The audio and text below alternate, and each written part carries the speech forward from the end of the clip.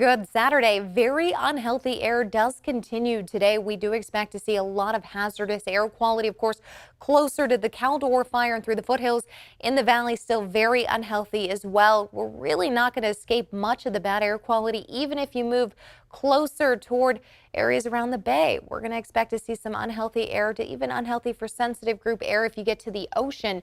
Hot weekend temperatures in the triple digits Saturday and Sunday. We're looking at about 101 degrees. And then finally, some relief arrives as we start moving from Sunday night into Monday with onshore winds returning. But this brings about new fire concerns because the weekend conditions are really going to be driven when it comes to the Caldor fire by really the terrain causing the fire itself to continue moving and spreading there with smaller short-range spot fires.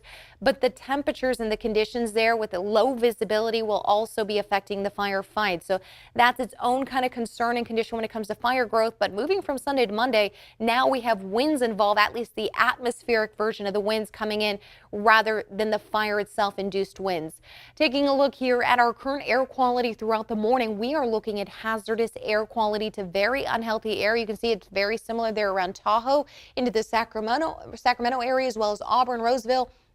That very unhealthy air continuing to carry through the lower foothills and into areas of the San Joaquin Valley. Again, I mentioned the unhealthy air to even the moderate air quality doesn't really improve much. Even if you get to the ocean, we're looking at some pretty bad air quality through the morning hours along the Bay Area. And then we'll finally see some shifting happening, but not much for Saturday. So take a look as we look throughout Saturday, 8 a.m. and continuing on. You see some small fluctuations with the red and purple kind of shifting around. It is until we get to really Sunday we start to see the green and yellow in place here, and that is what's going to bring us that moderate, so better air quality into Sunday and Sunday afternoon.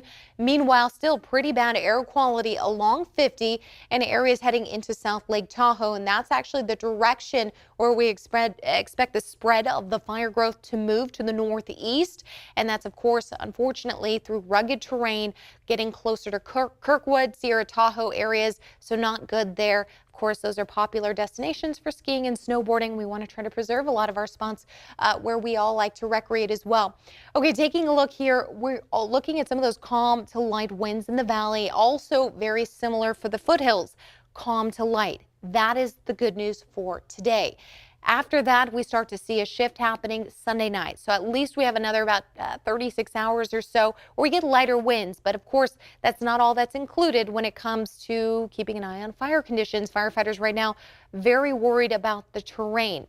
And we look at the terrain because we see a lot of times that we get up canyon winds, up terrain, upslope winds happening in those zones.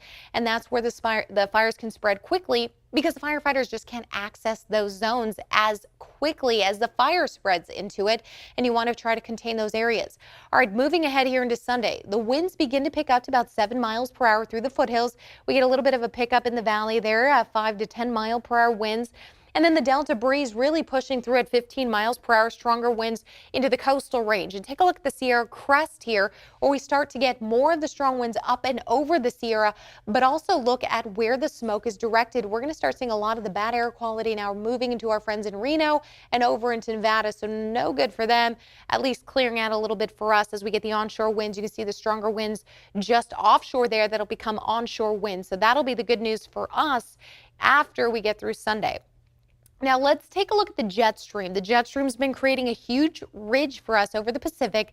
That has led to intense heat, at least for the next few days. Yesterday we had 98. The average this time of year is 91. We'll be in those triple digits over the weekend. We do get a little bit of a break.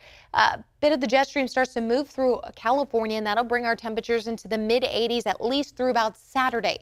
And then we see our temperatures increase a little bit Sunday into Monday of the following week into the mid 90s. Let's talk about the lower foothills for this Saturday, though. While we're still in August, we are looking at triple digits in Ione, 96 Sonora, the mid to lower 90s from Angels Camp to Jackson with 87 degrees in Truckee.